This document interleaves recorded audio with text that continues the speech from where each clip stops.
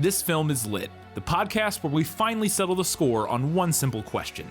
Is the book really better than the movie? I'm Brian, and I have a film degree, so I watch the movie, but don't read the book. And I'm Katie. I have an English degree, so I do things the right way and read the book before we watch the movie. So prepare to be wowed by our expertise and charm as we dissect all of your favorite film adaptations and decide if the silver screen or the written word did it better. So turn it up, settle in, and get ready for spoilers, because this film is lit.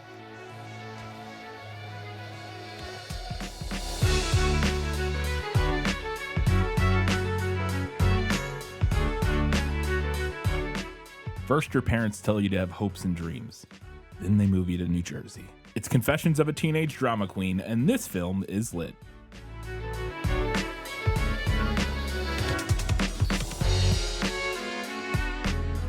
Hello and welcome back to This Film is Lit, the podcast where we talk about movies that are based on books. Our notes are way longer for this than I thought they would be, so we're going to jump right into it. We have every single one of our segments. If you have not read or watched Confessions of a Teenage Drama Queen, we're going to give you a brief summary in Let Me Sum Up. Let me explain. No, there is too much. Let me sum up. Mary Elizabeth Lola Sepp? Yeah. Okay.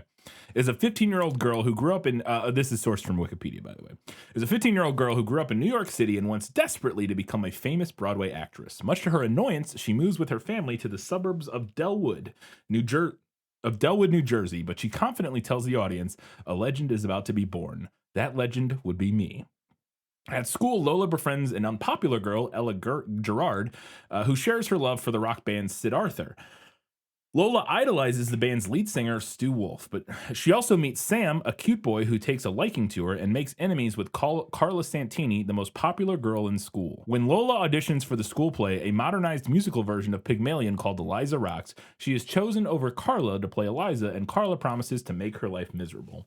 Lola also beats Carla on a dancing video game at an arcade, whereupon Carla reveals that she has tickets to the farewell concert of Sid Arthur, which recently decided to dissolve. Afraid of being one-upped by Carla, Lola falsely claims that she and Ella also have tickets. She loses her chance to buy tickets and new clothes when her mother takes away her allowance, and the concert is sold out by the time she persuades Ella to pay for the tickets. However, Lola explains that they can buy tickets from a scalper and get Sam to sneak Eliza's dress out of the costume room for her to wear to the concert. On the night of the concert, Lola and Ella take a train to New York City, but Lola accidentally leaves the money for the tickets on the train, and her plan to sneak into the concert fails. Lola and Ella finally give up and walk through the city to Stu's after-show party. When they arrive, Stu stumbles drunkenly out of the building and passes out in an alley. The two girls take him to a diner to sober him up, but he hits a cop with a donut, and the three of them end up at a police station where Lola gives her father's New York City address. At this point, Lola's dishonesty becomes problematic. When she first met Ella, she tried to impress her by telling her a dramatic story about her father dying years earlier. Ella highly values honesty, so she becomes infuriated when she discovers that Lola's story was a lie. After Lola's father arrives and they explain what happened, Stu gratefully takes them all back to the party where Ella forgives Lola for lying, on the condition that she will never lie to her again, and the two girls see Carla, who sees them as well and looks upset.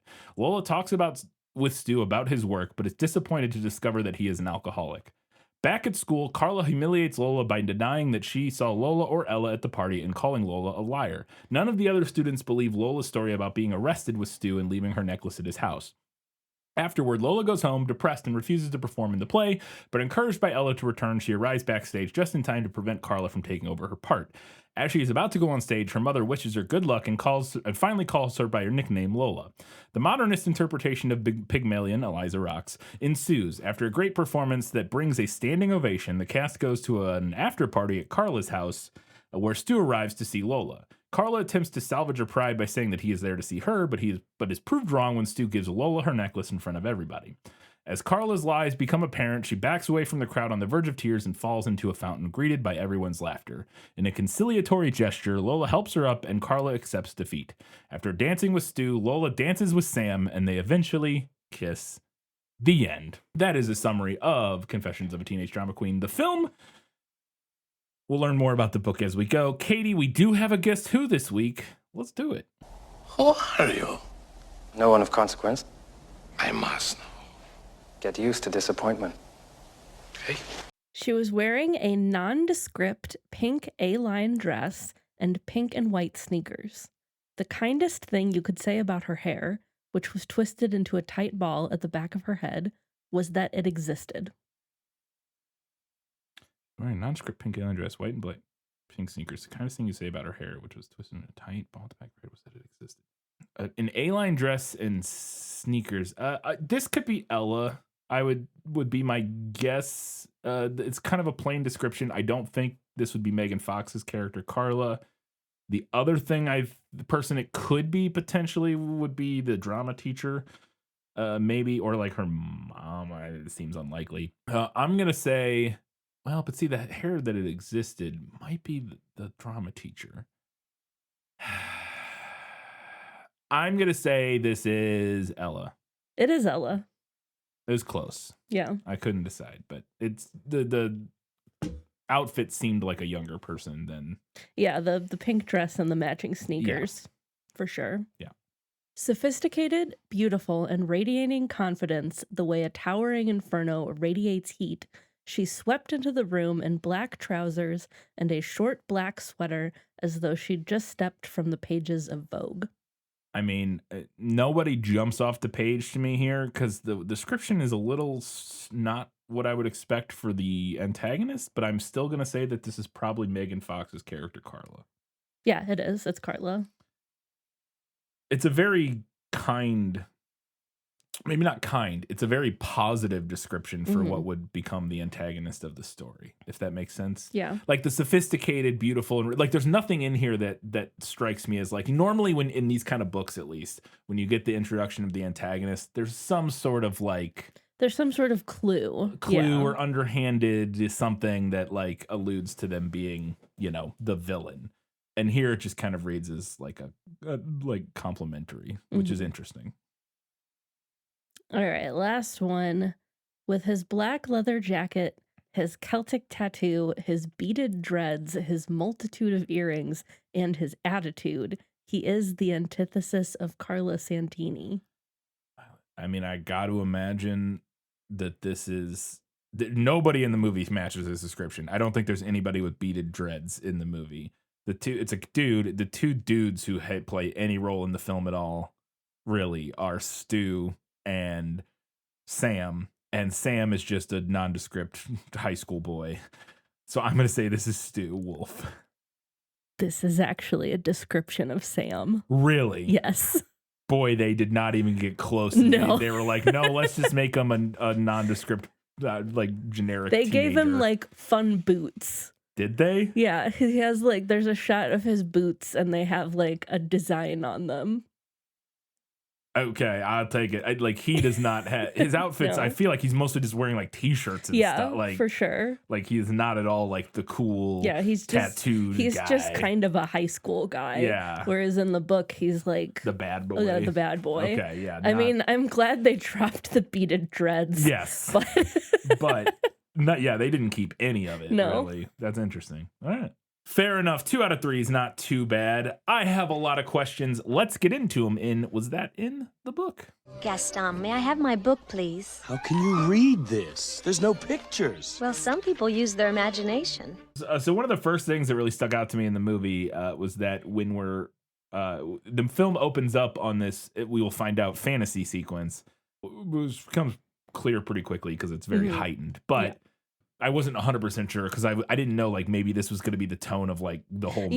You know what I mean? You knew nothing about this going in. No, I knew absolutely nothing. So I was like, and I knew, but I knew that like some people had kind of described it as a little bit of a satire in some way. And so it's like, I was like, the opening, I was like, this could be a fantasy sequence, or it could be like the movie is just doing a heightened reality as part of like what it's doing, which it does kind of, but not in the same way that this opening is, which is she's like, oh mother, oh my god, like it's anyways, but as that scene ends, that fantasy sequence ends, we pull back and it's revealed to have been this like pop-up book that she makes these like pop-up books, is the only one I describe it, where it's like paper cutouts and she creates like this building and the people in the street and they move and stuff. And I wanted to know if the paper pop-up book thing came from the book, because I really liked the transition in the movie in this opening from the fantasy real world opening into this like paper pop-up book thing. I thought was very clever and cool.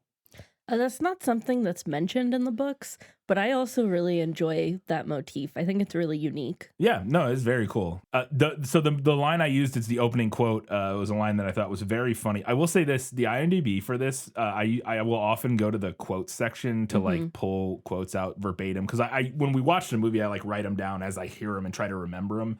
But I will often go back and try to find the direct full quote. None of the best quotes from this movie are on IMDb. It's all just like random lines that aren't funny or interesting at all. I was like, why are these like all of the good lines in this movie are not on the IMDb quote page, which I thought was crazy. But the line is, first your parents tell you to have hopes and dreams, then they move you to New Jersey. And I thought that was a very funny line, and I wanted to know if it came from the book. I don't think this is in the book. It definitely sounds like something that could be from the book, but I looked like a couple places where I thought it might be. I didn't have an ebook for this time, so I couldn't like keyword search. Yeah. I didn't find it when I looked for it in the hard copy, but if somebody has an ebook copy of this and wants to check for us and leave a comment for next time, go right ahead. So then we saw something in the movie that took me aback because I was like, wait a second, I recognize this. And that is Lola shows up, I think, for her first day of school, and she is wearing a pretty crazy outfit, but specifically with that, and again, it's maybe, I don't know. She's wearing this necklace, which is a Coca-Cola bottle cap necklace that is like strung, like 3 bottle caps strung together with some chains in this thing. And I was like, wait a second, Katie, you have that necklace. And then I was like, do you have this necklace because of this movie? I would imagine so, or else that's a crazy coincidence. I do have that necklace. I bought a cherry Coke version of that necklace on Etsy a couple years ago. And I did buy it because of this movie. So I could be just like Lola. And I will post a picture on our socials. But is it in the book was my why I was asking about it. Sadly, no. Book Lola does not have the same necklace. Okay. That was a movie edition. So when Lola gets to her school, she kind of immediately at the bike rack befriends Allison Pill's character. Ella is her name. And they immediately bond because they both realize they see like stickers or patches or something on each other's bags and realize that they both love the band Sid Arthur. And are like big fans of it, so they immediately bond. And I wanted to know if Lola immediately makes a friend with a girl because they both love the same band. So we actually don't see them meet in the book because when the book starts, Lola has already been living in Delwood for like a year. Okay. And she does like initially up front, she does a little bit of like flashback to tell us how she met people. Blah, blah, blah. So we do learn that the first thing they bonded over was their shared love for this band, which in the book is called Siddhartha. And I'm not really sure why the movie changed that. I imagine for cultural sensitivity reasons. Well, probably just thought it was a good idea not to have the band named after Siddhartha, just for like to avoid any, pushback or it's like it doesn't matter, just change the name. Well, it would be my guess, at least. I don't know. So when she meets Ella at the bike rack, she very quick, like I said, they bond very quickly. And Ella, I was kind of immediately taken with how like nice she seemed and like genuine, because she has this line. I wanted to know if the line came from the book because it was like it kind of seemed like a very, I don't want to say modern line, but it didn't. The way she says it sounded like something somebody today would say. I don't know. She's like they've just met, and she says, "Ella Gerard, you are the sister of my soul," along with a bunch of other things because they're so like on the same wavelength. And so one, I want to know if that line is in the book because it felt like a modern line to me, which was interesting.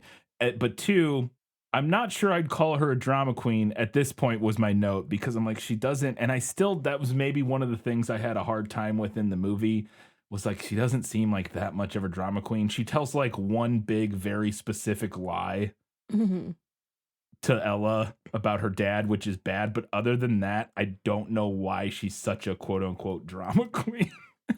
Anyways. So that specific line I also could not find in the book. Okay. And then as to your other question, I wouldn't say that Lola is a drama queen in the sense that she like causes drama. but in the sense that she elevates everything to like theatrical levels.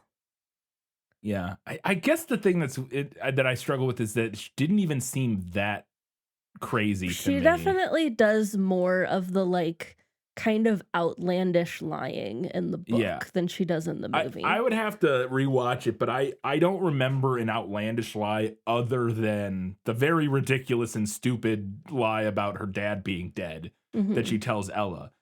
But other than that, I was like, what? She tells the lie about the having the tickets to the thing, but that's like that felt different to me. That's like a okay, there she's beefing with this bully, and so she pretends that's like every character in a movie would do that. You know what Right, I mean? yeah. Like that's like a thing every protagonist in a movie does, and then they have to like figure out how they're gonna get out of that because they lied, you know. And so I was just like, I don't know. She doesn't seem like she's that dramatic. It really doesn't. She just didn't strike me as all that dramatic. I don't know. I liked her character. I thought she was an interesting character. I just didn't think she was like, whoa, what a drama queen. I'm like, all right, I guess. I don't know. And this kind of ties into my next question because we move forward a little bit in time, and I'm not exactly sure how long, but and her and Ella are hanging out, and Ella mentions that there's some line about like her mom not wanting her to do. I don't remember, but Ella says to Lola, I hate that their names are that close. It's very annoying to me. Ella says to Lola that my mom likes you. She just thinks you're a little strange, and you are a little. And I was like, is she? I felt crazy because, and maybe it's just like this is 2004 strange, whereas today they would have to be a much stranger character to be. She's just a person. I felt crazy how like Ella's like you are kind of strange. I'm like, is she? What's strange about her? She dresses a little audacious, but not even that crazy. I don't know. But specifically, I guess my question is, in what way is she strange? Because she doesn't seem that strange to me. Okay, so I did find that line in the book because I thought you were also asking about that specific Sure, line. yeah. So that is from the book. And so the idea in the book is that the Gerards, and according to Lola, most of the people in Delwood are basically like upper middle class suburban conservatives. Okay. So her, and by extension, like her mom and her family being a little artsy is a huge departure from the norm for the people living around them. They're a little arts. I don't think the movie does a good enough job establishing them as being like particularly different than the other people. Like, yeah. Well, and I think part of the problem, I agree that the movie could have gone harder on Lola and her family. I think the movie also could have gone harder on making everybody else like very, very square. That's what I guess that would be a bigger thing, because the thing that like I guess that stood out to me is like, well, Ella seems very similar to Lola. Like they get along great. They have the same interests. They seem kind of similar. Again, Lola dresses crazier.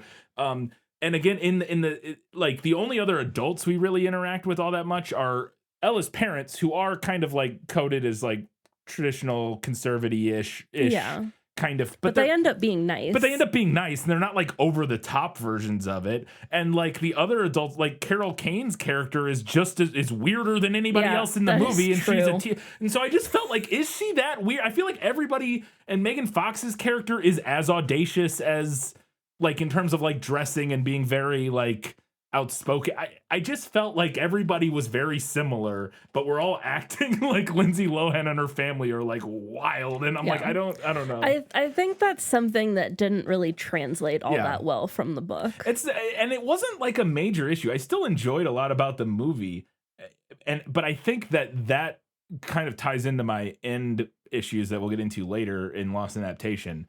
Of just felt like the movie didn't really have a point or wasn't making a point, and maybe the issue was less that it didn't make a point at the end, but that it didn't do a good enough job like setting all of it up, like and like establishing these dynamics and like why. I don't know. We'll get to it later, but like I just had a hard time being like, I just really felt like Lola's character was not that not that she wasn't interesting. She was an interesting character. Her character was not that dramatic or crazy or anything to warrant like all of this drama revolving around her in a way that like she needed to explain. I don't know. The movie definitely could have dialed it up. Yeah. Anyways, there's another great line where I think it's right after that where they're talking about her mom and she's like, "Oh, my mom's amazing. My mom who birthed me from her loins, whose milk fed my fragile body." And that line cracked me up. And I wanted to know if the line "whose milk fed my fragile body" came from the book, because I thought it was very funny. That one does come from the book. Amazing. That's a great line. So we talked about the fantasy sequence at the beginning, but that becomes a recurring motif throughout the film. And it was probably one of my favorite things about the movie is these recurring fantasy segments. And I wanted to know if they felt like they came from anything specific in the book. Like if she, has these vivid daydreams that are described in the book or anything like that, or if the movie just kind of invented these for the film. So I was trying to remember any specific fantasy sequences from the book that feel similar to what the movie does. And I kind of came up blank on that. She occasionally imagines like brief scenarios like anybody would do, but it's not really like a full-blown flight of fancy like we see in the movie. Okay. But I really enjoy that element in the movie, especially the way the visuals kind of move in and out of reality and like looking like the paper cutout, I think is really interesting. It almost has like a fun kind of surrealist vibe or like a pop art vibe. Oh, absolutely. Yeah, this movie's strongest aspect is its directorial vision, in my opinion. Like it's a little bit scattered and a little bit kind of chaotic, but I think that works in this movie because it's about a teenage girl. But it or just a teenager, period, doesn't matter what gender they are. But so I think that part, that aspect of it, like visually, aesthetically, is like the strongest part. I think it just kind of lacks a little on like the script thematic side. Yeah, no, I agree. When this movie has like a strong vision is when it is at its best. And it does a lot of the movie. It's again, especially visually, it has like a strong voice, like a strong directorial voice that I thought was really fascinating and compelling. It's just in service of a plot that I thought was a little lacking. Like even that, like the meat of the plot was there. Like I could see the pieces. It's just that like I don't think the script did a good enough job really fleshing that all out in a way where it felt like it all landed once we got to the end. It just kind of, it felt a little meandery and I guess maybe undercooked in terms of the script specifically. In the scene where she's telling Ella that her dad was killed, there's this very funny line, because this is one of the fantasy sequences as we see this all happened in like the paper cutout world. And she says her dad got hit by a bus or a cab while or he something. was like on his motorcycle. Yeah, and she's like, and they found him strewn across 9th Avenue and 10th Avenue, which I thought was very funny. I want to know if it came. That one is not from the book. In the book version of Lola's Tall Tale, her father dies similarly, a motorcycle accident, but it's while her parents are on their honeymoon to New Mexico. One of the major plot elements of the film is that her school is putting on a production of Pygmalion. And I wanted to know if, and that's she's auditioning for, and that's like her main, she wants to play Eliza. And that's where a lot of the drama comes from, because Megan Fox's character also wants to be the lead in the play. But Lindsay Lohan ends up getting it. But I wanted to know if, one, they're doing a production of Pygmalion in the book, and two, if Lola is mad that they're doing a modernized version of Pygmalion in the book, because they're doing a version called Eliza Rocks, which is modernized and a musical. They are doing Pygmalion, and both of the girls are going out for the lead, and Lola is mad that they're modernizing it. In the book, a big part of the reason that she's upset by that is because she's been rehearsing for the like normal version. Like specifically, she's been practicing a Cockney accent. Okay, that makes more sense, because I thought that was actually kind of a weird thing, was like her being so mad that it was being modern. I'm like, well, Sure, like you're in high Yeah. school. Why would you care? Most high Right. schoolers would be like sick. I don't know. I just thought it was But no, interesting. she's been putting in her actorial work, Right. and she's been working on this character. Yeah. It's also much more strongly implied in the book that Carla tricks Miss Begoli into modernizing it, like specifically to throw Lola off. Yeah. I got the impression in the movie, like they make it clear that it was Carla's idea and that what is the drama teacher's name? Ms. Begoli. Ms. Begoli is saying it was her idea, but actually like Megan Fox's character suggested it. But I did like there wasn't any implication in the movie that it was in order to like sabotage Lindsay Lohan. I think partially because I don't know how much time would have passed if she could have even known. Like in the movie, I'm not sure if Megan Fox would even have known that Lindsay Lohan was gonna audition and would have been able to suggest it in order to, you know what I mean? I don't know if they knew each other enough for that even to make sense in the movie, but that makes sense. One of the things I wanted to know is if Lola in the book talks with a similar speaking style and structure as she does in the film. I'm not sure how to describe it. It's maybe the most dramatic thing about her is that it's theatrical. Yes, she speaks with a very kind of overly formal and theatrical manner. And I wanted to know if that element came from the book, because that's really the only thing, in my opinion, about her that's like remotely dramatic. And it's just like, whatever. I knew a bunch of kids like that in high school that talked like they thought they were way smarter than they were. It's like, yeah. I would say kind of for this one. It's definitely something that's present in the book, but it feels heightened to me in the movie.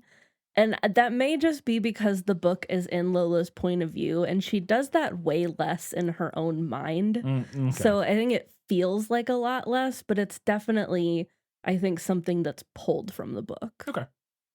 One of the things I thought was really interesting about Megan Fox's character, Carla, in the film is that she's actually pretty smart.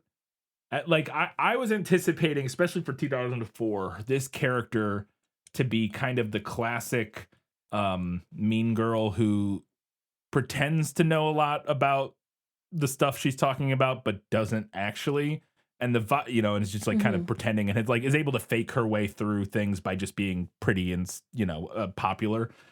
Is kind of what I was expecting. But the vibe I get from her character in the movie is that she actually is like pretty smart and like has opinions on these things. Like when they're talking about the play and modernizing it and stuff, and like Megan Fox chimes in with her opinions on it. It was not like what I would expect from the classic mean girl who's doing the play because she's popular, I guess. And I wanted to know if it felt like her character in the book felt similar.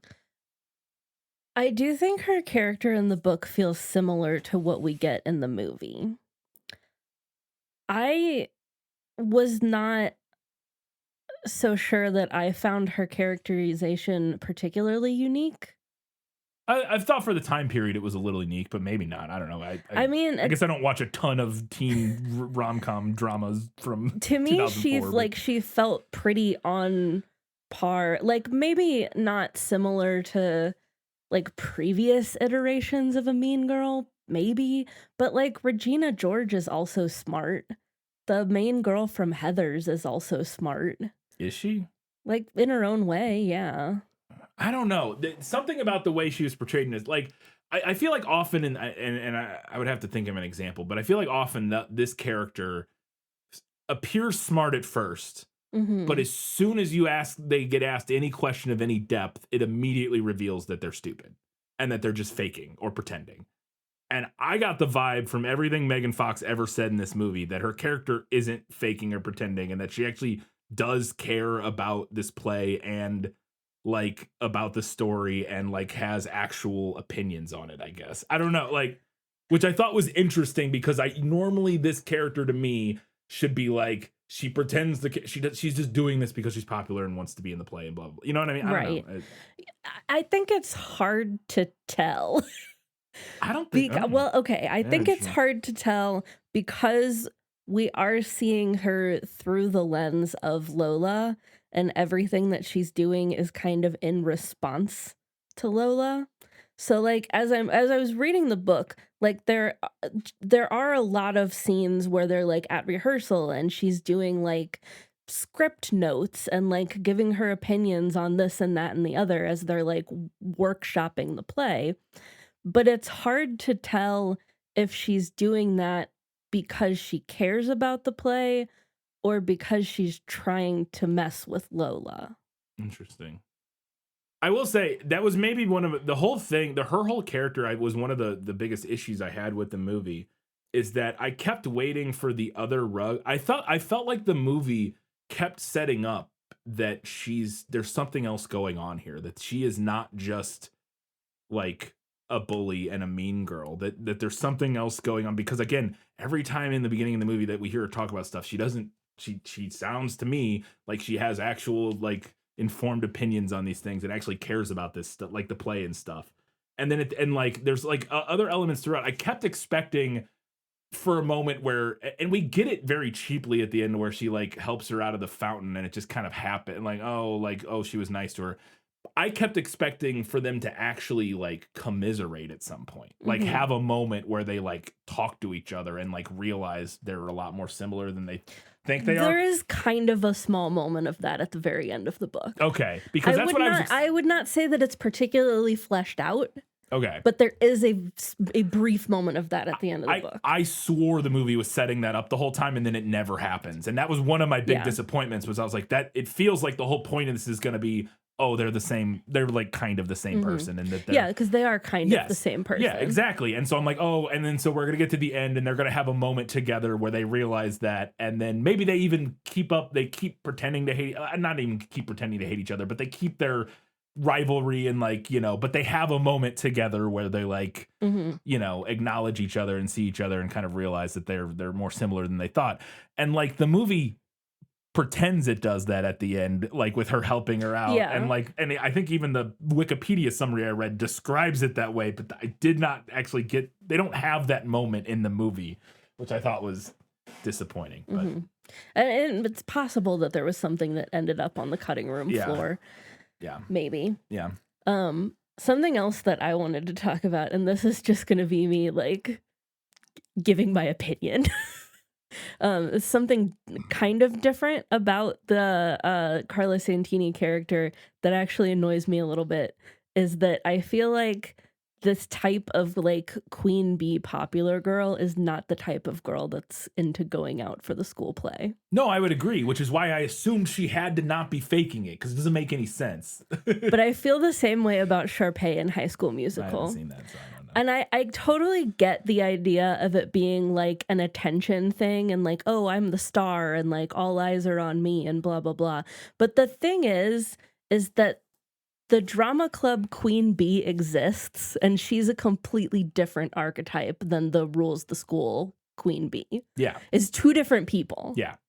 No, I agree. Which is explicitly why I kept expecting this reveal at the end, towards the end, where they go, oh, we both actually really care about this. And like, we don't need to like, because it sure seems to me like Megan Fox's character in the movie really cares about this play and really wants to do it, and like not just for popularity reasons, but because she actually wants to be in this play and play this character and that sort of thing. Like, again, I don't know, maybe I'm crazy, but that was the vibe I got from her character watching the movie. And so I agree, and I thought that was going to kind of be the subversion. Is you're like, why is she doing this? Like, she doesn't like again, like she's the popular girl who like everybody looks up to and is like worshipped. Why is she doing this play? Oh, we find out it's because she actually really likes doing like she wants to be in drama. Like that would be an interesting reveal. Like, oh, there's this other layer to her that is not kind of apparent on the surface. Well, and I think that's part of the reason why it bugs me is because we never do get that reveal in either the movie or the book. So it ends up to me just feeling like a misread of the character. I agree completely. And I think that was why, that is why I had an issue with like the end of the movie and like her, it felt like it just kind of fizzles out. I feel like I'm dumping on, I really actually enjoyed a lot about this movie. It's just, I felt like it just really like, yeah, but that's also that's also why she doesn't really feel all that different from every other mean girl characterization to me, because I'm not like actually getting that like differentness or depth. Right. I think where I am is that Megan Fox plays her that way, plays her with this extra depth. And so I'm seeing it the whole time. We just don't actually get the scene to confirm it, which felt crazy to me. Like, again, it's the whole time at the end of the movie, I'm like, we're going to have this scene where they like, and it just never comes. It just never happens. And I'm like, what? And another example, the scene where they're leaving the party or where Megan Fox sees her at them at the party and makes a face at him, like she looks like upset or something that they're there. I thought it was going to be revealed that she wasn't really upset that they were there, but something else had like happened to her at the party or some. I don't know, that there was something else going on. The way she reacts did not. I don't know. Maybe I'm crazy. Her character felt completely not what the movie pretends that she is, and I felt like I think you're right. To me, what it felt like is there was a different version of like the end of this movie, where they do actually like give her character nuance and layers, and they have her and Lindsay Lohan's character like have a moment together or something, and like we do more with her character, and they decided that it was like either too much of a mess or they didn't, I don't know, maybe they did a bad job telling that part and they thought it would be easier just to re-edit it to like a more straightforward, like, no, they just kind of have a rivalry and then it ends like, I don't know. I mean, maybe there's a director's cut of this. I would be fascinated. We release the Sarah Sugarman cut. I don't always pick up on everything, but her performance was implying that there was more than just surface level Mean Girl going on, in my opinion. And then the movie kind of just gives us surface level Mean Girl. I mean, there are 2 more books in this series. Yeah. Maybe there was something that was informed by stuff that happens in the second book. Maybe. I don't know. Maybe. Speaking of another fantasy sequence, there's this great moment where when they find it, she hears that Sid Arthur is breaking up or has broken up. And she then imagines this giant meteor flying towards the earth that says end of the world on it, which I thought was a lot of fun. And I want to know if that came from the book. But then right after that, her and Ella have like a morning, like they're handing out like, or they're trying to get, or they're getting, are they getting names on a, yeah, they're like getting names on a petition and like handing out flyers to like try to stop the band from breaking up. Yeah, they're trying to get a petition signed to like stop the band from breaking up. But during that, they kind of have like a little like morning session for the band. And so one is the end of the world flying meteor. But then during that morning session, I love that Lindsay Lohan has like a bunch of black balloons that she's going to release in mourning, and she releases them and they just sink and fall to the ground, which I thought was very funny. I want to know if that came from the book. Also, Lindsay Lohan's costume in that scene is great. The costumes in this, I have a lot of notes about the costumes. The costumes are wild. The costumes like vacillate so wild for me, from like incredible to like But they range for me from incredible to like incredibly bad in a fun way. Like that is fair. They're not like, even the bad ones are like, that's great. Like somebody had a lot of fun with the costuming. Anyway, so Lola does describe hearing about the breakup of the band as the end of the world. But the meteor imagery is not from the book. Okay. She and Ella do dress in mourning attire, but the only garment that's specifically mentioned in the book is a black velvet cloak, which we don't see her wear in the movie. So. They also don't pass out flyers or have a petition or release balloons, but I really liked how the movie elevated that scene. I thought it was great. Another thing I wanted to know if it felt like it was reflective of the book is that the pacing in this movie is, I thought was really interesting.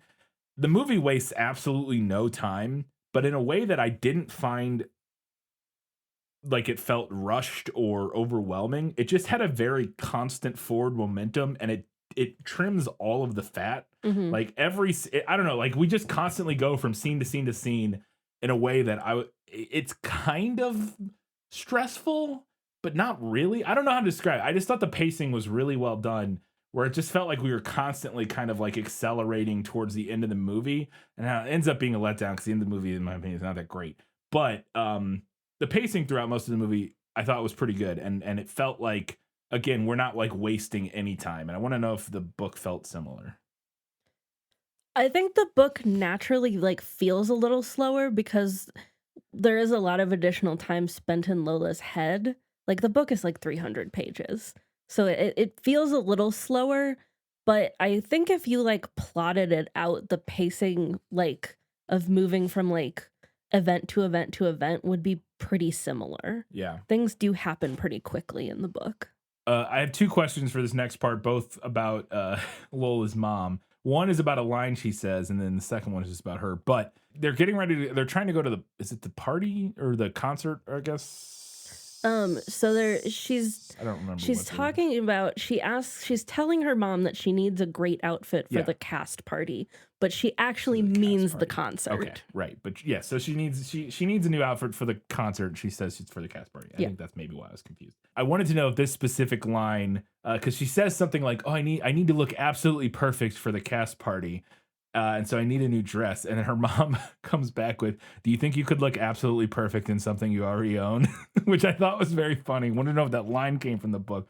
But also, I just thought her mom was great. And she was one of my favorite parents of an annoying teenager that I've seen in something in a while. I really liked her characterization. That specific line is not from the book, but her mom has a very similar energy from book to movie.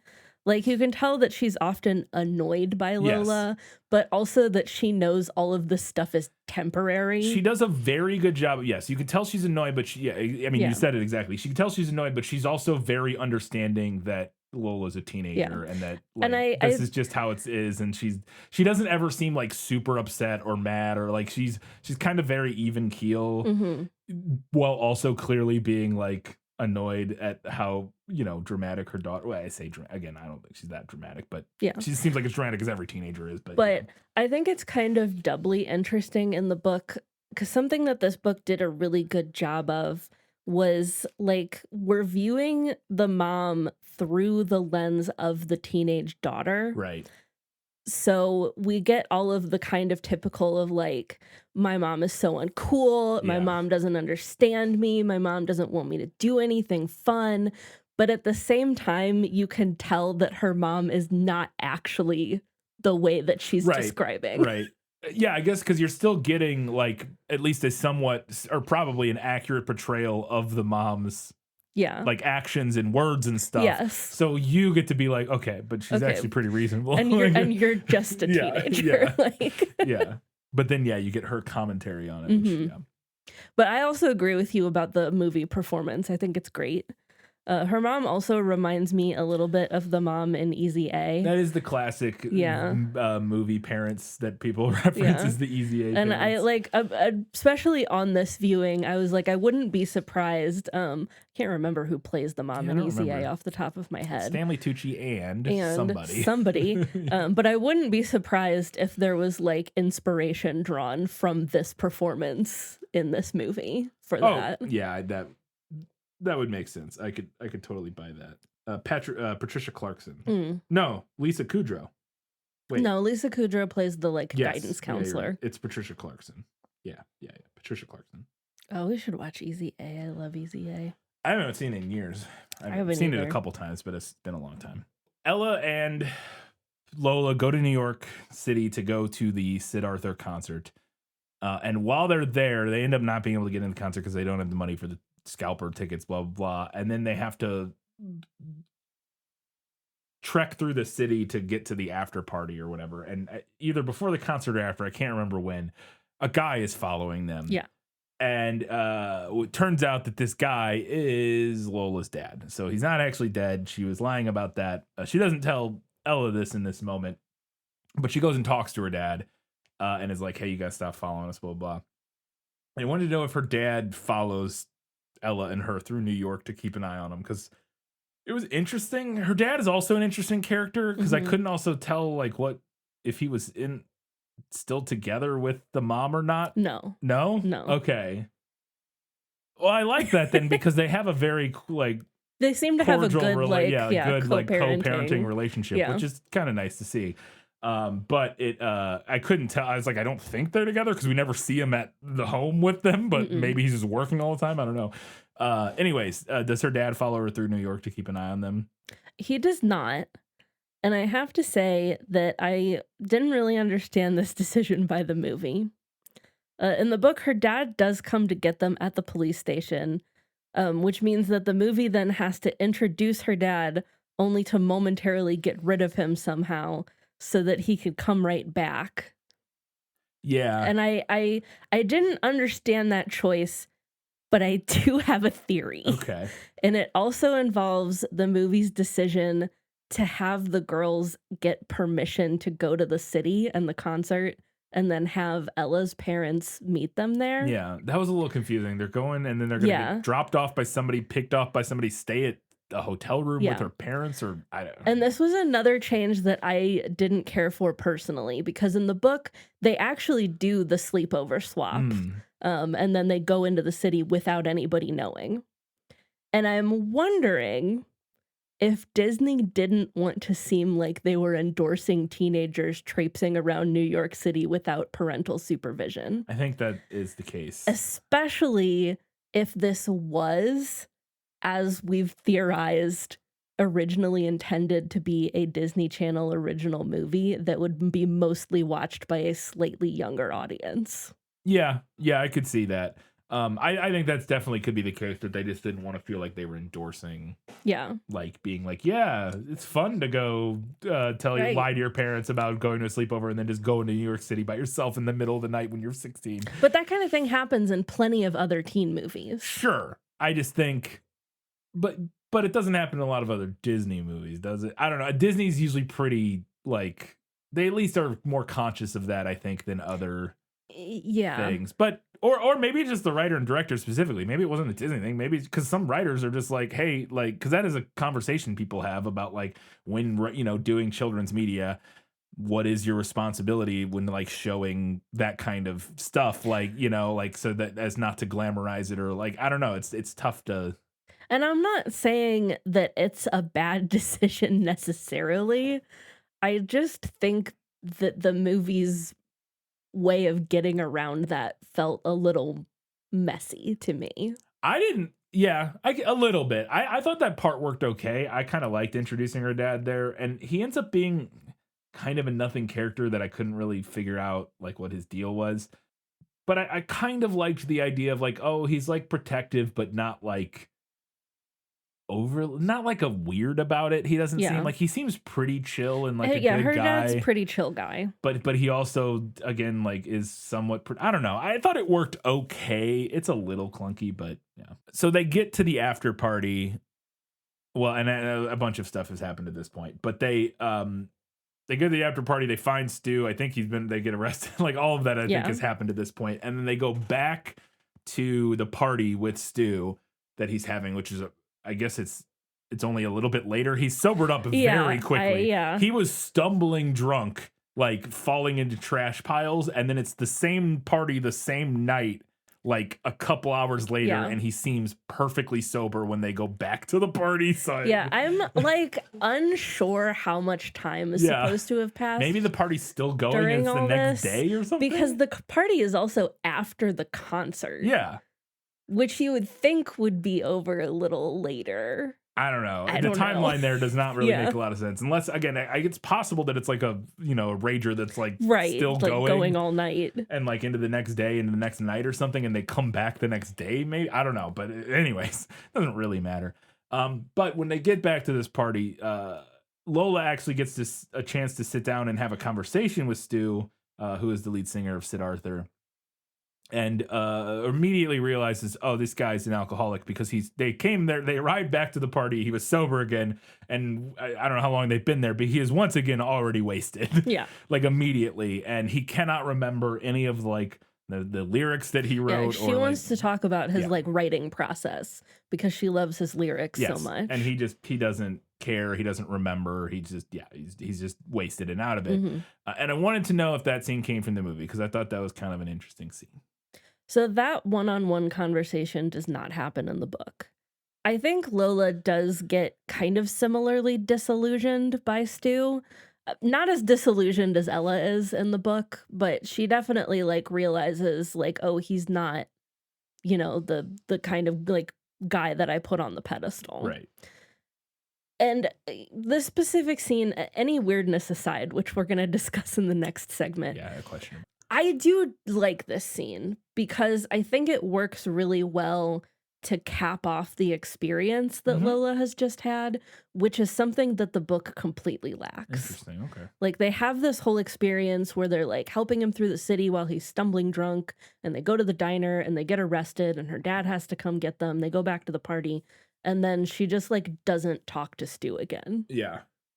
So I do appreciate that the movie gave us this moment between them to like put a bow on that experience. Yeah, that she and had. to make it clear to her, because like, yeah, the first time she's like, oh, he's a rock star, he's, he was drunk or whatever. Yeah. But then immediately, like, and he's drunk again and he can't even carry a conversation. She's like, well, this sucks. Yeah. This is, don't meet your heroes. Yeah. So then like the next day in class, or they basically, yeah, they're in class and Lola and Ella come in and they're like, Megan Fox is talking about the party and how great it was to be at the party or whatever. And they're like, oh, we were also there. And Megan Fox just lies and says they weren't. Yeah. And just like insists that they weren't. And everybody believes her. And she just kind of humiliates Lola in front of everybody by just insisting that she was lying. And then everybody does just assume that she's lying because of a handful of specific things happen. Or there's some specific details that with the story that, Well, because Carla brings up the fact that she's lied about other stuff. right. So Yeah. And so everybody now just thinks Lola's a big liar. And I wanted to know if this scene happened similarly in the book where Carla just kind of humiliates Lola in front of everybody. yeah, this plays out pretty much exactly the same, with the exception that Carla doesn't call Lola out on her real name being Mary.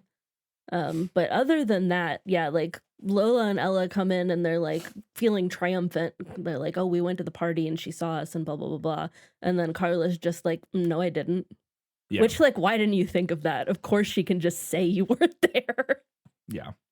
So speaking of her nickname and her real name being Mary, does her mom call her Lola right before she goes on stage for the play? So she's going to not do the play. She ends up deciding, Ella comes and talks to her into doing the play. She rushes in, gets to do the play just in time. Her mom shows up. And in the last, like before she goes on stage, she's like, calls her Lola, which is like the nickname she prefers instead of Mary. And I want to know if that happened in the book, because I'm not sure it lands in the movie the way that the movie wants it to, because I was like, oh, is that supposed to be like a moment? Because I will say this, I was very I was very confused early in the movie. In my notes, I started writing Mary because I heard the characters calling her Mary.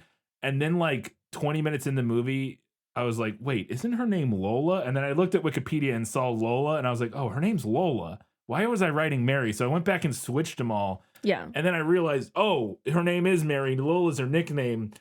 And there must have been one line early in the movie that I just There's missed. a moment where when she gets to class, she goes up to Miss Bagoli and is like, I know it says Mary on the roster, but I prefer to go by Lola. I do remember that. I guess I was expecting some exchange between her mom and her about it, And because there might have been at the very beginning of the movie. because I if there can't isn't, remember. the payoff at the end seems Yeah. not like a payoff, I guess. I don't know. Like anyways, does that happen in the book? And it's almost like or like a Lost in Adaptation. Like, is there more to why her mom doesn't call her? Okay, sorry. So that is not in the book. I did like that moment, though. I agree that it's probably not well set up enough by the movie, but I really like the thought of this final moment because her mom has been refusing to call her Lola the entire time. She always calls her Mary. Yeah. And like I like the thought of having that last moment. It's kind of cliche, but like where her mom is like, okay, I'm gonna call you by this name that you prefer. Yeah, I agree. I think it could be a good moment. I just think the movie failed. It's possible that I failed to catch the setups. That's always a possibility whenever I say this, because we're taking notes, so there's things I miss. But I just felt like the movie didn't set up that enough for that payoff. Like, I knew she used the name Lola, but I didn't really. I guess I realized because I was writing Mary because her mom always calls her Mary, but I felt like the movie never established any tension over that fact. Like, I don't remember Lola like ever correcting her mom, or like, you know what I mean, or like saying, I don't know, I don't remember any tension over it, and so making it a big moment at the end felt like, well, but did they? I don't know. I just kind of felt like it came out of nowhere. But so the performance of Eliza Rocks is a musical, as I mentioned, and one of my favorite little details about it in the scene at the end here is that the band that is performing in the pit because it's like a modern futuristic adaptation, instead of playing normal music, they're all playing music on their laptops. And so they just have a bunch of MacBooks and they're just like hitting the space bar over and over again. It's very dumb, but very funny. And I wanted to know if that came from the book. That does not come from the book, but I also thought that was very funny. Very 2004. Yes. Kind of loved it. Yeah. So she does the musical. Everybody loves it. It's great. She has a great performance. They go to the after party. She has the big confrontation with Megan Fox, but then they end up making up. And then the big kind of happily ever after is that Stu shows up confirming that she wasn't lying by giving her the necklace that she said she left at his party or whatever. Mm-hmm. And then she dances briefly with Stu. And then it like cuts to a fantasy and she's dancing with Sam, a guy who's been in the movie for about 40 seconds before this part. Like literally he's had like two scenes. Yeah. And then they kiss and it's like a happily ever after. And it felt a little shoehorned in. I have multiple questions here. And then she has this line. It was the first time I realized reality could be more fun than fantasy. And I was like, oh, I guess that's the message we're going for. Mm-hmm. Again, I don't think the movie did a good enough job setting up her like living in a fantasy world all the time. It just seemed like she mostly lived in the normal world, but also told like a couple lies. I don't know. I just don't think that, I really don't think the movie set her up as like this overly dramatic, fantastical person enough. But is that how the book ends? No. Okay. None of this last sequence at the party is from the book. That's good to know, because it all felt kind of just thrown together at the end.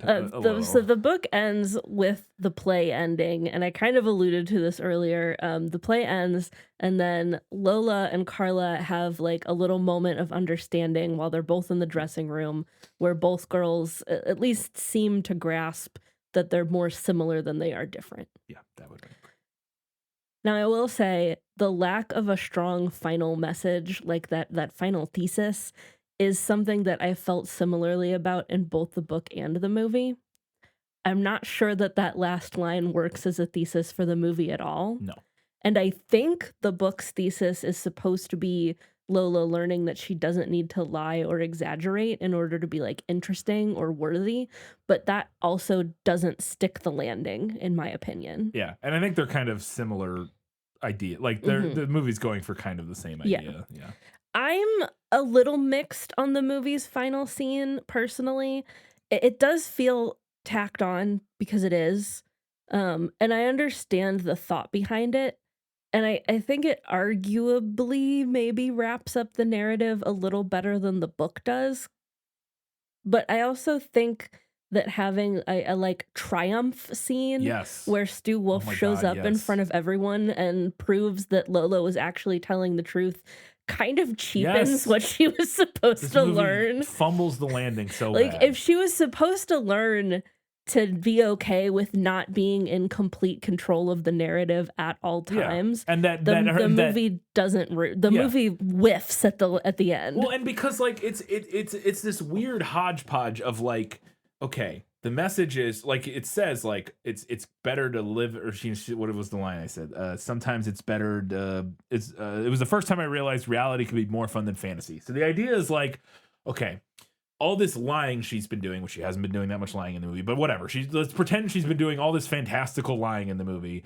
The idea is that she doesn't need to do that. She can just tell the truth and live her authentic life or whatever, and that can be fine. And so then she gets this comeuppance for telling the truth in the movie, because she tells a story about Stu and being at the party and all that, and the movie goes, gotcha, you get your comeuppance, even though you were telling the truth in this instance. Nobody believes you, I guess, because the idea is that you've like a boy who cried wolf kind of thing. Yeah. Again, I don't think the movie did a good enough setting that up. But then him showing up and being like, oh, actually, all the stuff she said did happen. So all of you who were making fun of her for lying, you're actually wrong. But also somehow the point is still that Lola learned a lesson, even though she was telling the truth, and this climactic moment is her being vindicated in everything she said.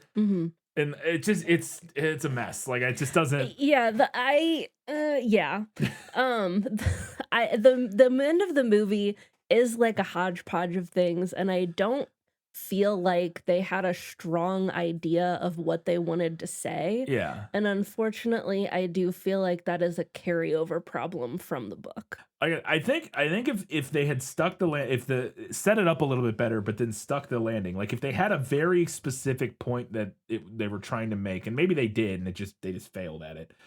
But I feel like part of the issue is it doesn't feel like there was a very specific kind of like point that they were trying to arrive at, that they were kind of like, I don't know, they just meandered to the ending. But if they had a more concrete point that they were getting to and set it up better, I think this movie could be a classic, because I think it's really well made. I think the performances are all really good. I think everything about it is good, other than some of the script is just lacking in kind of thematically setting up and paying off like what the whole point of all of this is. I think there are a lot of moving parts, and the script is not always doing a good job of moving them. Yeah, I would agree with that. All right, those are all my questions for Was That in the Book? I do have one question, though, and so a little bit of stuff to talk about in Lost in Adaptation. Just show me the way to get out of here, and I'll be on my way. Where is it lost? Yes, and I want to get unlost as soon as possible. My main question here is, how old are Stu Wolf and Lola supposed to be? Because, like, isn't she in high school and he's, like, an adult rock star? So you've noted the main modern criticism of this movie. Lola is supposed to be like about 16, I think. The summary from Wikipedia says 15. In the book, she can drive. So 15, 16, somewhere in that range. High school age. Right. A minor. Yeah, I would imagine, my guess was that she's like a sophomore or junior. Yeah, like that would she doesn't be my seem like a guess as senior, well. but maybe Yeah. she is. I don't know. Somewhere between 15 and 17 would be my guess. Stu Wolf, as you suspect, is a full-grown adult man. Okay. Now, I've heard a lot of different opinions on this, because anytime I see somebody talking about this movie, I seek that out, because I don't find people talking about this movie a lot. Now, one interpretation of this that I find really interesting is a read of the movie as like the ultimate teen girl fantasy about meeting your celebrity crush. Right. I think that's clearly what it's doing. Yeah. Like, not only does Lola get to meet her hero, she literally gets to live out an I can fix him fantasy. Yeah. She gets to go through the like don't meet your heroes like kind of arc. Yeah. And yeah. Unfortunately, it does end up reading pretty weird. Maybe there was no way to completely avoid that with some of the stuff that the movie adds, but I don't think it's helped by the fact that Adam Garcia, who is 13 years older, and Lindsay Lohan have like chemistry in this movie. Like way more chemistry than she has with her age-appropriate love interest. Partially just because of screen time. Yeah. Sam is in the movie for 30 seconds. Yeah. But also, they should have made him older. If You they're think going to so? do this, I think the problem is that the guy playing the rock star almost looks young. Like, he looks... It's hard to tell how old he is. Almost looks young enough. Yes. And that's what makes it weird. You're like, wait, is he an adult? Or if he was like clearly like a 40-year-old man, like if he was, it would still be creepy. And like, I think maybe it would read less like the movie was being ambiguous about like, like if he was like very clearly, this is like an adult, like 35-year-old man and not a guy who looks like he could be 20 or could be 30. Like, I don't know. I think maybe that would help it. Cause then maybe he could play it a little more like paternal or something to where like he could, like she would be crushing and like clearly like I'm in love with him. And that is what they should have gone for, I think, was that fatherly. And that's what I'm saying. But they needed that actor then to be older. They needed, but I don't think they wanted to do that because they wanted the kids watching the movie to be like, he's a hot rock star. You know what I mean? Like, so I don't know. It hits like a weird spot where I'm like, I think they just, if they're going to do that, they should have just made him, which I think they could have done because there's plenty of like, 40-year-old rock stars that high schoolers are attracted to and like, and have crushes on or whatever. Like, I think you could pull that off. I think you could pull that off. And I think then you have him be, and I will say it doesn't seem like Stu's necessarily like into her. Or No, like I don't think anything. he's supposed to be. And it doesn't read that way necessarily, but I think it would have been helped even more if he had been a little older and played it a little more paternalistic, maybe. No, I agree.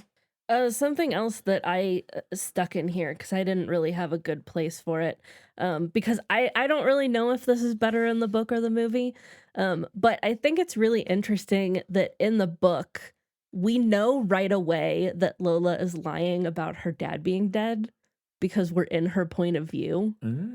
But the movie gets to make it like a surprise reveal, kinda. I think both versions work. I also think the difference is interesting, so I just wanted to note that somewhere. Yeah. But I don't really want to call that better in the book or better in the movie because I think it works both ways. Yeah, I will say I don't know if I was surprised because I was surprised, but not really. Like as soon as I saw the guy following him, I was like, oh, I bet that's her dad. It's not like a surprise, but I think it's an interesting difference between like, oh, immediately as she's telling the lie versus like finding out later that she lied. And a 13-year-old might not put it together as quickly as I did and be like, oh, that's her dad. When you're 13, they might not have. Yeah. I've watched a lot of movies, so I kind of figured out what was going on there, but yeah. All right, those are all my questions. It's time to find out what Katie thought was better in the book. You like to read? Oh, yes. I love to read. What do you like to read? Everything. I am of two minds about the movie making the play a musical. It's not a musical in the book. It works. And I think it's really fun. I thought it was a lot of fun. I loved it. I had to know about later, but I loved their version of changes that they do in that. I thought it was great. I thought it was like a really fun arrangement of changes. So I think it works. I think it's fun. I do like it. But also, I was thinking back on our Freaky Friday episode as we were like going into this episode, and something that I talked about in that I really appreciated was their restraint in not making Lindsay Lohan the lead singer of the band. Yes. And that same kind of restraint is simply not present here. No. And to me, that is a big part of what makes this movie feel more like a Disney Channel original than like a theatrical film. Well, particularly the moment where she performs to camera for like the whole that song. Scene that was like pretty clearly a tie-in music video that was like meant to air on Disney Channel. It's like it seems to be like the encore or something. Like I thought they had already come out and like done the like yay, good job. But then the movie like sticks that in there. And they're like, and now one more song, and it's like, and then she performs it to camera. Like, this is like a music. What is happening? Yeah.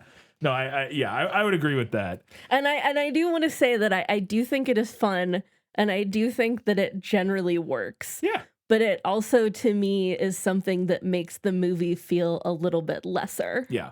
Another big part of that is that the freaking audio mix is terrible. Oh, is it? Well, it's not that the audio mix is terrible. Like that. It's that it's so clearly a pre-recorded. It's probably Lindsay Lohan singing, but because I know she sings, but like it's so very clearly a pre-recorded studio. Like all of the songs is her singing in a studio that they are then piping over this performance. And it just doesn't sound like a theater. Like it doesn't sound like her singing live in a theater. It sounds like her singing in a studio that is then being played over her performing in this theater, which adds to the like fakeness of it all, which then pulls it and makes it feel less like a real, you know what I mean? Like a very simple audio fix of just mixing her vocals so that they sound like they're being sung live in a theater and not being recorded in a production studio would have helped that even a little bit more. And then also the whole part where she's performing to camera, obviously, but yeah. Something that the movie cuts out is that Lola's younger sisters don't share a father with her.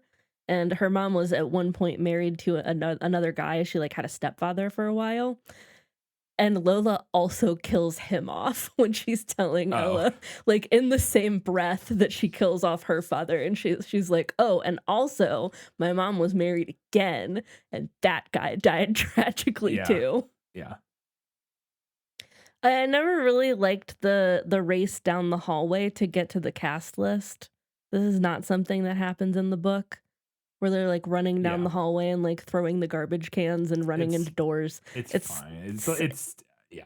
It's like kind of cartoony in a way that I don't really care for. I think what they should have done is they should have leaned fully into the fantasy moment there. If they're gonna do that, have them do that, but then lean fully in and make it like a fantasy sequence where they're like, Yeah. they're like racing, and it's like I would have to think about how exactly to do it, but because you're right, it borders on this weird kind of like we have these fantasy sequences, and then we have the quote unquote real life of the movie, and the real life is heightened. Obviously, it's a movie still, but this race part feels like somewhere between the two of those things, nebulous in the middle. and I think they should have just pushed it into the fantasy. And I think if they had pushed it a little bit more, I would probably like it just fine. Yeah. But like as it is, I was always kind of like, it's gonna say the same thing, Right. no matter who gets there first. well, so I sure, don't but kids are understand stupid. why we're running to We it. never raced to the board to see who was on the.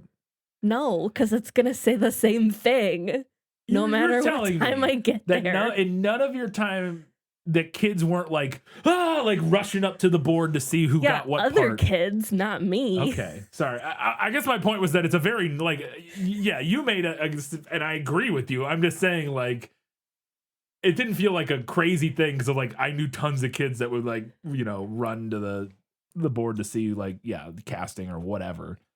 I thought Lola's Gandhi cosplay during her hunger strike was a little woof. Yeah, probably not A the little greatest choice. aged a little sour on that one.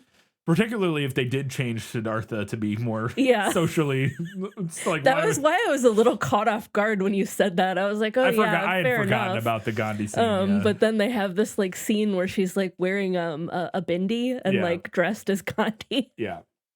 The movie has we They see didn't put her in brown face, so we got that going. that is true. Because they very easily could Small have miracles. like done a bunch of bronzer and been like, see, it's just her, like they could have done a gag where she puts a bunch of bronzer on or something. It and was like, 2004. Yeah, that's what I'm saying. Like it could have very quickly got into bigger oof territory, and they didn't do that at least. We were all bronzed in 2004. So we do see in the movie Sam sneak into the drama room and steal the dress, but the movie totally skips the scene where we know he knows how to pick locks. Because Lola goes to get her mom's car from the mechanic, and it turns out Sam works there, but that's already closed, and like the office is locked, and she's like, my mom's gonna kill me because I didn't get here in time, and Sam is like super smooth and is like, don't worry about it, and picks the lock to get the keys. Nice. Which like far more compelling love interest stuff than anything we see in the movie. Another scene that I thought was funny in the book was that after he steals the dress, Ms. Bagoli's car won't start, so they have to like do the nice thing and give her a ride home with the dress in a bag in the car. I like that the book has Ella try to bluff for Lola when they're trying to sneak into the concert venue. And like Ella gets in, but Lola doesn't. And the book has her like turn around and be like, well, she's with me. What are you doing? Blah, blah, blah, blah. Just let her in. She's with me. She's with me. Which we don't see in the movie. This goes back to what you were talking about. Something that the movie doesn't do much with is that Lola is like constantly making up insane stories. This would have helped a lot to get people to accommodate her. Like at one point, they're in the city and they're trying to take the bus over to like Soho to get to Stu Wolf's house, but they don't have exact change to be able to get on the bus. So she makes up this like wild story about her sister being home alone and unable to walk, and the only way that she can get to her is by taking the bus. And please, sir, won't you please take pity on my poor sister who can't walk? Yeah, the movie needed more of that. That would have helped. She does that pretty frequently throughout the book. That would have helped a lot. An exchange in the book that I really liked, when they're wandering around the city, Lola says, "This is my city. I know it as well as I know my own room." To which Ella dryly responds, "Your room isn't this big." That's true. Another line from Ella that I really like when they're stumbling around with Stu Wolf, and Ella's like, "We don't have adult supervision." And Ella's like, "Of course we do. Stu Wolf's an adult." And Ella says, "Stu Wolf's not an adult. He's a rock and roll star." Isn't that in the movie? I think they say that in the do movie. they say that in the movie? That really rings a bell for some All reason. right, well, it might not be, if but they say that in the movie, then we can move that one to the movie. Nailed it. I did not catch it. I remember when they're there's something very similar to that when they're in the alleyway, like following him, and they're like, we want to follow this. Yeah, I think that's what they say. That we want to follow this adult into a random alleyway, and she says he's not an adult, he's a rock star, or something like. I swear there's something like that in the movie. I'll argue that there's a contextual difference there. I would agree. Yeah, I'm just saying. Yeah, I think that line. I was like, I remember that line, something like that line. My last note for better in the book is that in general, I think Ella has a much better character arc in the book than she does in the movie. She arguably has more of a character arc than Lola does in either medium. Ella really goes from like very timid and like submissive to really assertive and kind of take no shit. And I think that arc is present in the movie. It says I think it the is. movie tries to do that, but the book's version is much better. Yeah, I could believe that because that's one of those ones. The movie says that's her arc. Like she says to Ella or to Lola at the end, like, you made me more confident or what, I don't know, whenever she's like trying to like. But we don't really see her. Yeah, I feel like we don't really get much of that. Yeah. All right, that was everything Katie thought was better in the book. Let's see what you thought was better in the movie. My life has taught me one lesson, Hugo, and not the one I thought it would. Happy endings only happen in the movies. I appreciate that the movie shows them moving and like leaving New York City. I was kind of taken aback when I started the book and they were already living in New Jersey. Yeah. I like that when we meet Carla in the movie that Lola is like genuinely nice to her at first. Yeah. Like she's like interested in like trying to have a conversation with her. She was ready to be friends. Yeah. And Lola didn't want it, or Carla didn't want any of it. Yeah. I like the cafeteria scene where Carla implies that Lola should be like part of her crew, where she's like, you should be hanging with us. Yeah. Because in retrospect, it makes this movie play like it's an alternate universe Mean Girls where Katie doesn't start hanging out with the plastics. The Choose Your Own Adventure book, and she turns to page 60 of page. Yes. Yeah.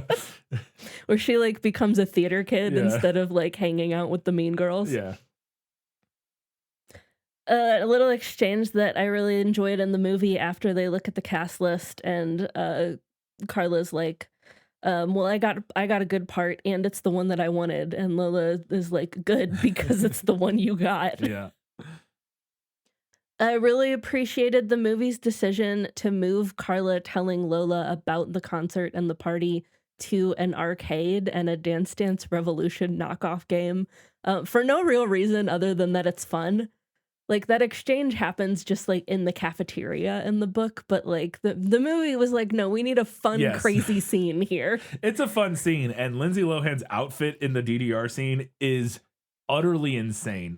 Her outfits are crazy in a lot of the movie, but in that, she's wearing this, like, New York Knicks jersey with, like, a hat and a, like, chain. She just, it's so much. It's like, what is going on? What are you wearing? We already talked about some of our issues with the characterization of Ella's parents and how it was kind of squishy in the movie. But a particular exchange that I really liked was when they're talking to them about the concert and her dad's like, well, why didn't you just ask us, Pumpkin? And Ella's like, I didn't know I could. That was a good scene. I felt like there needed to be more of that to establish. I was like, oh, that's at least gives me a little bit about their dynamic. But which I maybe was fine because it's not like the main whatever. But yeah, I also liked that exchange. A line from the book, like just a specific line that's not in the movie, when Lola's thinking about what she wants to wear to the concert, she thinks to herself, or should I look natural and unpretentious, but unique? So he'd know right away that I was different to other girls. And like, okay, we all think that when we're 15, I get it. But also, their concert outfits. Is the book not commenting on that, though? Is the book not... you don't think the book is going, that's... Maybe. Okay. I don't think it's commenting on it a lot Okay, if it is. That's fine. I don't know. So I was just wondering. Their concert outfits make way more sense than what's described in the book. And the book sent me on a journey with this because I was unable to picture the dress that Lola steals as it was described in the book. Okay, so oh my god, she says that it was red satin and long and devastatingly simple. And she's wearing it with a pair of red satin stilettos. So that gives me like a Marilyn Monroe vibe. Like a long, like, and she says, I prefer full flowing skirts, but even I had to admit this dress was hot. So that gives me like a Marilyn Monroe vibe. But then later, she describes herself as looking like, and this is a direct quote from the book, as looking like a gypsy queen in the dress, which doesn't match with what was described earlier. And then later, she describes the dress as looking like something that a modern day Scarlett O'Hara would wear, which doesn't match with either of the things that she previously said. It's an unreliable narrator, Katie. and then I was like, and now who is wearing a full-length satin gown to a rock concert? That's an insane thing to wear to a rock concert.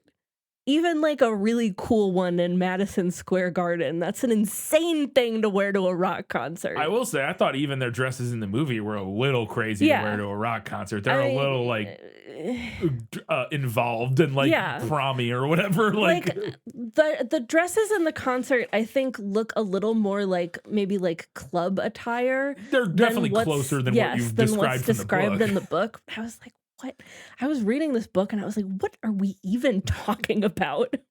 One thing that the movie leaves out that I thought was smart, given all the other changes that the movie makes, is that when they're talking to Stu in the diner, he's like convinced that they must want something from him. And he's like, what do you want? Do you want autographs? Do you want money? Do you want a quick roll in the hay? And I was like, I know he doesn't know they're teenagers at this point. Probably a good idea to leave that out of the movie. Yeah. Considering everything else. Yeah.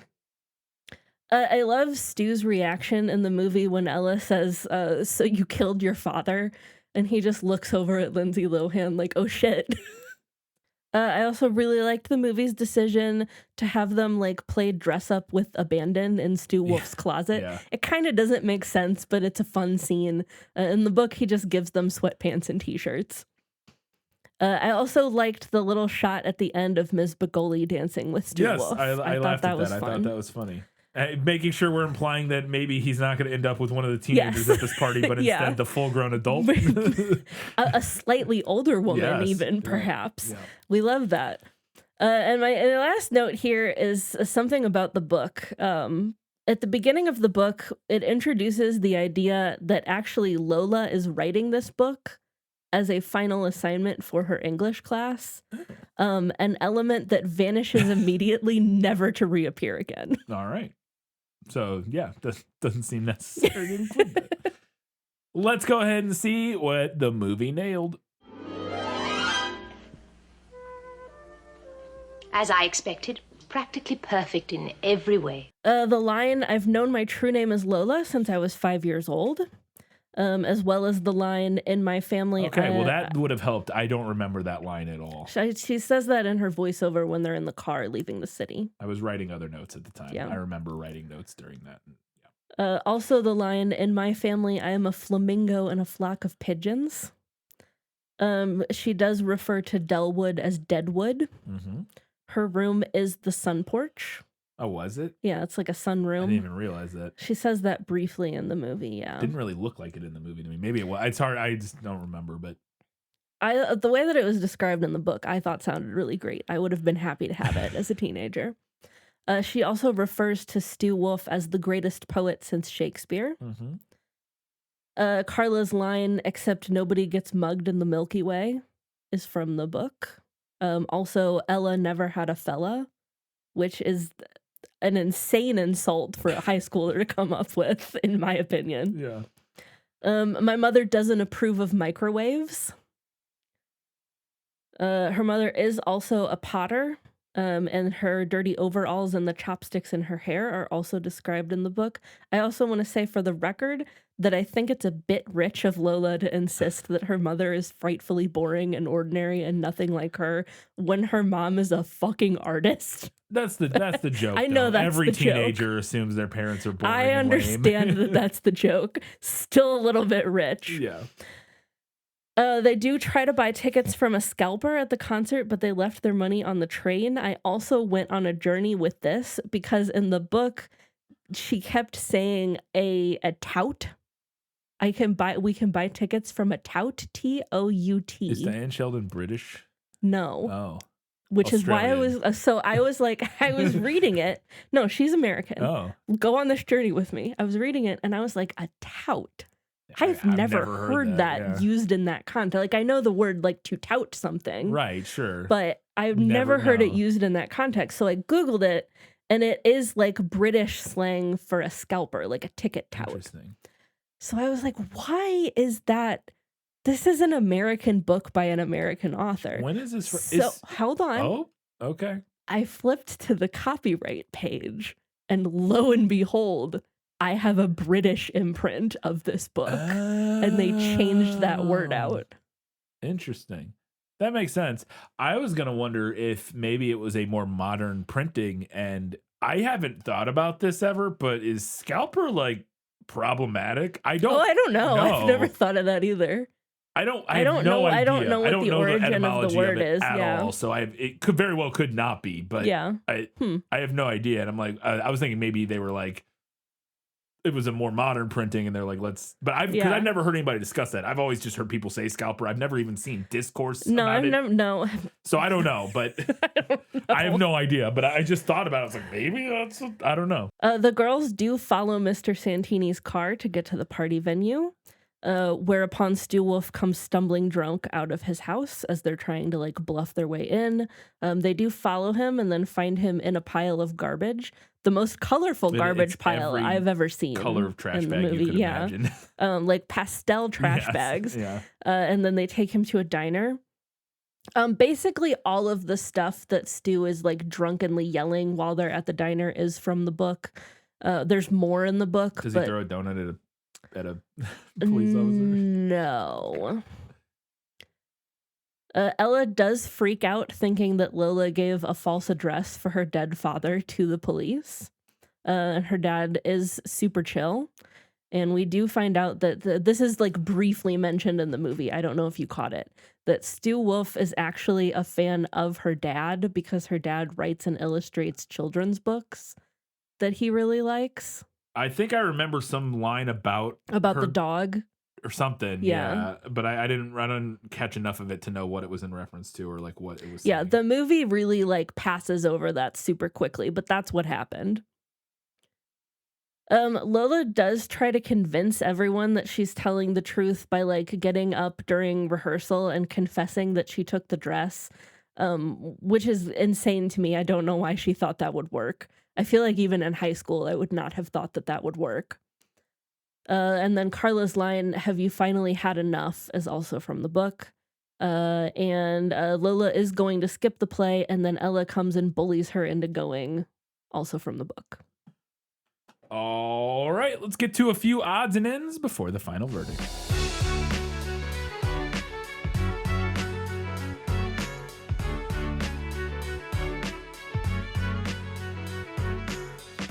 Okay, so we've talked about the costumes a little bit throughout, but I want to talk about my favorite costume in this. It's like the first which one, I isn't it? die for, is Lola's I Heart New York outfit with the mesh overshirt with the heart cut out.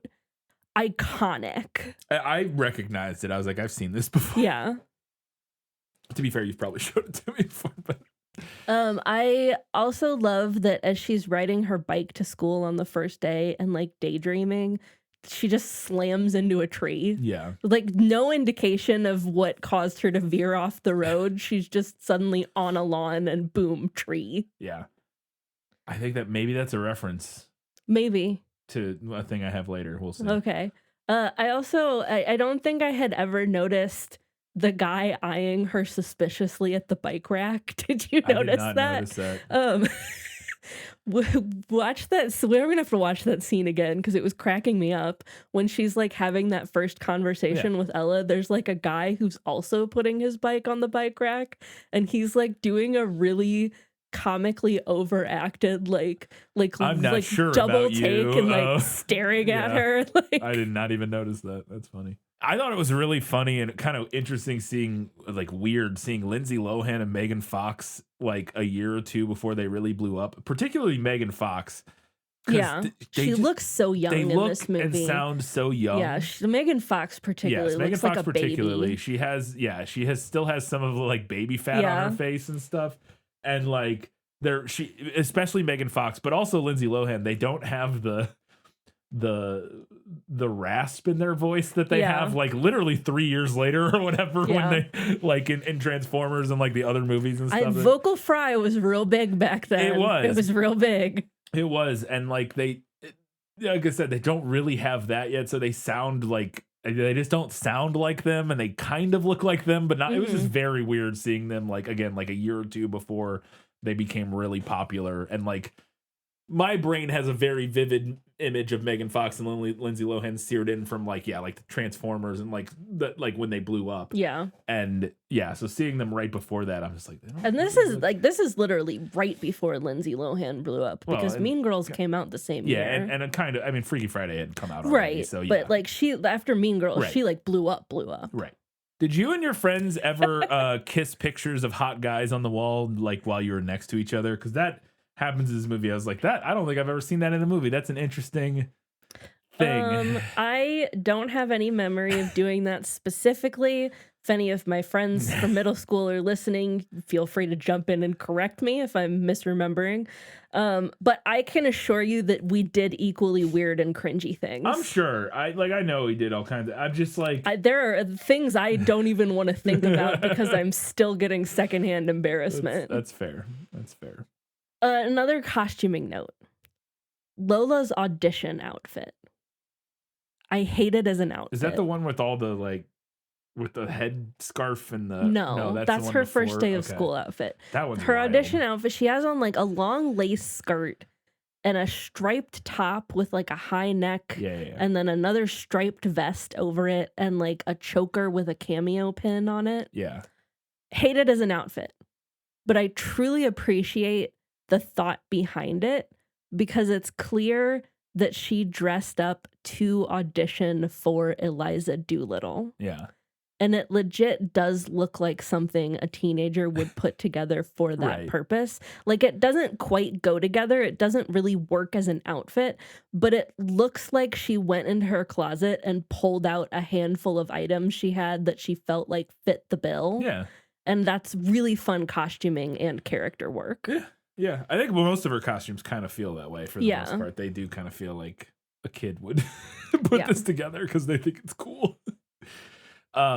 There was during that audition, there's this great moment where Sam comes in and watches the audition, and we get like this 70s, 60s, I don't know, light streak across his face. Like he's sitting in the back row and he has there's one like streak of light hitting him in that very specific 70s movie TV show way that I thought was amazing.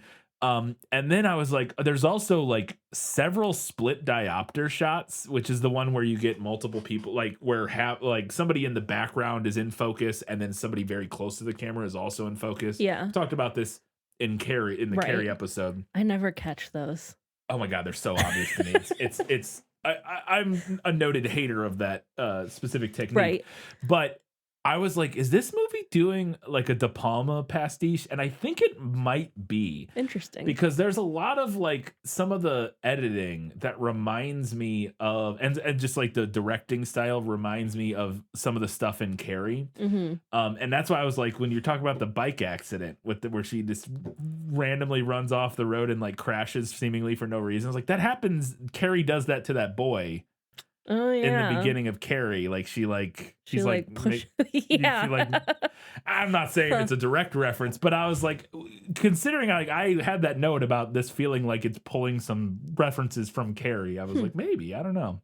Yeah, that's interesting. But yeah, I think we're doing like I said, it's one of my favorite things about this movie is that it's for a movie like this, it has way more directorial vision and personality than like you would a expect. kind of like a, if not a strong script, it has a strong creative direction. Yes, yeah, absolutely, yeah.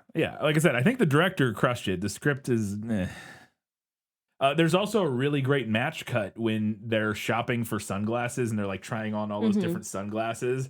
And then she tries on the last pair, and then we match cut to her at the dining table, like pretending to be like a sad, grieving wife with character. Her, like, headscarf. With her headscarf and her sunglasses. She looks like she looks like Audrey Hepburn. Yeah, exactly. Which is a reference that we get a couple times throughout the movie. Yeah, but I thought that match cut of the glasses, it was really good. Mm-hmm. There is an offhand comment that I don't think I've ever caught before in this movie. When Lola is asking her mom if she can get a new dress, and her mom's like, I don't have any money. We had to get the car fixed. And also I had to buy a new kiln. And I was like, that would be so expensive. I imagine no wonder she doesn't have any money. Yeah. Because even a cheap kiln, my understanding is that it's going to run you at least like $2,000. Oh God, yeah, thousands. But this of is dollars. something that her mom does professionally, Yeah. which means she's buying a nice kiln. And a big one, probably. Yeah. So yeah, no, I'm sure it was very, very expensive. Like, that set her back. I understand why we didn't have money for a new dress. Yeah.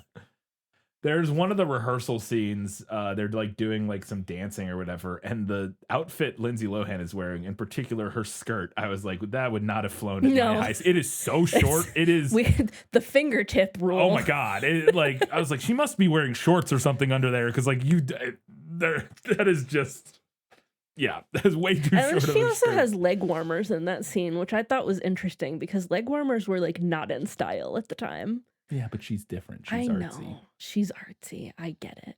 I unironically love the song Yeah, that Lindsay fun. Lohan It's sings fun. at the end of this movie. I had it on my iPod once upon a time. I think I've had it on every iteration of iPod I ever had, and it does major numbers on my Spotify to this day. Yeah. I love that at the end when Stu shows up to give her the necklace back, she has to remove another different choker that she's wearing. Obviously, so that he can put the Coke bottle necklace on. You can't be unaccessorized. Come on. She's so many different chokers in this movie. It's like constant. Do you want to take a guess how many necklaces and chokers I have currently? I don't know what the actual number is. My guess because would be it's many. 47. I'm going to count all my necklaces. Everybody else weigh in. Tell us how many necklaces you think I have, and we will reveal the total number of necklaces in the next prequel episode. And to be fair, you're counting like, you're not just like jewelry, like you're talking about like, because you have like chokers that are like a piece of ribbon or like whatever. Do you think I should count those if I wear them? I would. If I wear them as a choker? Do you want me to count chokers or necklaces? Well, I don't know. Well, I was talking about chokers here, so I feel like you should count both. Okay, I'll count both. Let us know what you think the numbers are, and we will reveal the numbers. 47's my guess. 47, okay. Necklaces or chokers? Both. Combined. All of it. We're counting things that go on your neck as an accessory. All right, okay. Okay, last thing here. We talked about this in the prequel, and I want to briefly revisit my question to you about Hilary Duff. Because we talked about how she was originally cast as Lola and had to drop out. And I think that she would have been miscast in this role. Yeah, I would agree. Because basically every role I've ever seen her in has been like shy and awkward. Basically Lizzie McGuire. Yeah. And I don't know if I've ever seen her do something more over the top like this. I feel like I remember either episodes of Lizzie McGuire or something where she plays, I don't know. I feel like I've seen her at least once do like a slightly bigger, like not dramatic, but I guess dramatic in the version of dramatic from this movie, like over the top kind of character. But I agree that I don't think it. Yeah. I think the other problem is she would have brought Hilary Duff to this role Not like her specifically, but like the audience like watching, the audience right, yeah, watching. would be colored by. Yeah. Yeah, no, I agree. Before we get to the final verdict, we want to remind you, you can head over to Facebook, Instagram, Threads, Goodread, Blue Sky, any of those places. Interact. We'd love to hear what you have to say about Confessions of a Teenage Drama Queen. Tell us how many necklaces you think I have. How many necklaces you think Katie, necklaces and or chokers combined, you think Katie has. You can also do us a favor by heading over to Apple Podcasts, Spotify, wherever you listen to and like our show. Write us a nice little review. Drop us a 5-star rating. That really helps out. And you can support us at patreon.com/thisfilmislit. Subscribe for $2, $5, or $15 a month. Get access to stuff at different levels. You go read it. It's fine. Katie, it's time for the final verdict. Sentence fast, verdict after. That's stupid. Honestly, I'm torn on this one. The book and the movie are actually pretty similar, and I think both have a lot of great moments and a lot of promise, but neither of them quite stick the landing for me. I enjoyed reading the book. I liked being privy to Lila's inner thoughts, and I enjoyed getting expanded versions on a lot of what happens in the movie.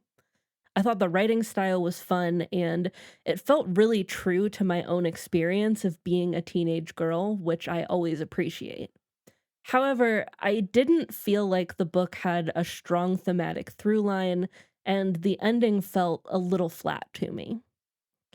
As for the movie, I obviously have a lot of nostalgic fondness for it. I think many of its artistic choices are unique and interesting, and I appreciate that it's really different from a lot of other teen girl movies, especially the ones that were out at the time. Unfortunately, I also think it has some of the same issues that the book does. It doesn't really have a strong thematic through line, and while the final scene at the cast party arguably wraps things up in a more interesting way than the book does, it also feels strange and tacked on, and like the movie is belying its own supposed message by continuing the ultimate celebrity crush fantasy. I think in this case, and this is going to be very personal to me, I had more fun watching the movie than I did reading the book, by at least a little bit. So this time, I'm going to give this one to the movie. All right, Katie, what's next? We are currently in the thick of our March Madness bracket. Yes, we are. We're on the final four. We're, not quite, or almost. Almost. We're on the final when showdown of the Elite Eight. Yes, when this episode comes out for everyone, the first Final Four showdown will be happening. Yes, we will be on the Final Four, and we are knocking out different adaptations of Dracula by Bram Stoker. Yep. Many movies to choose from. Yes, many more that didn't even make fewer now that we've been through 2 rounds of bracket. But if you have not been participating in that and you would like to, you can find those polls on all of our regular social media channels. Yep. So you can participate in the Final Four. Yeah, if you're listening to this when it comes out, you can vote on the final, like the semifinals and the final showdown. So, because we have, I think the final ones right now are the 1958 Dracula. 1958 Dracula, Bram Stoker's Dracula, 1931 Dracula. And then we don't know between Nosferatu 2024 and Nosferatu 1922. Yes. The original. We will be finding that out in about 12 hours. Yeah. And then it'll come down to one of those, and then we'll do the bonus, or whichever one doesn't win ultimately will be our bonus episode for Patreon. Mm-hmm. So go engage with all that and come back in 2 weeks' time for whatever Bram Stoker's Dracula we're covering. And in 1 week's time, we're hearing what all of you had to say about Confessions of a Teenage Drama Queen and previewing whichever movie ends up winning along with the book. Until that time, guys, gals, non-binary pals, and everybody else, keep reading books, keep watching movies, and keep being awesome.